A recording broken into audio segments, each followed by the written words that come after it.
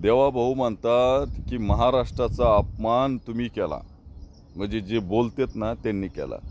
खरं कसं आहे देवाभाऊ, खरं जर बोललं ना तर सख्या माईला राग येतो बरं का. खरा महाराष्ट्राचा अपमान आहे ना तुमच्या सरकारने केला आहे. तुमच्या जे मांडी लावून बसलेत ना त्यांनी केला आहे. ते तुमची मिंदे शिंदे काय असतील ते सगळ्यांनी त्यांनीच केला आहे ना. खरं जर बोलायला गेलं तर उद्धव ठाकरेच्या गटाला समजा मतदान केलं लोकांनी आणि त्यांचे खासदार फोडणं, त्यांचे आमदार फोडणं हे किती चुकीचं आहे. इथं मतदारांचा अपमान झाला नाही का? मग मतदाराचा अपमान झाला म्हणजे महाराष्ट्राचा अपमान झाला. मग खरा अपमान कोण करतंय? तुम्हीच करतायत ना. बरं ठीक आहे बाबा, तुम्ही एक वेळेस उद्धव ठाकरेंनी धोका दिला, तुम्ही दुसऱ्या वेळेस धोका दिला. मग सारखं सारखं काय तेच करायचं का? जनतेच्या मताला काय मौल्य नाही का? किंमत नाही का?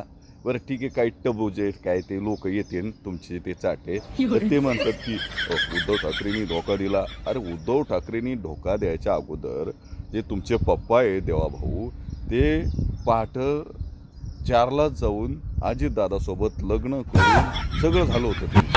सगळे विधी आता फक्त लेकरं म्हणजे मंत्रिमंडळ तयार करायचं बाकी होतं. मग तुमच्या देवाभाऊनी काय लई चांगलं केलं होतं का?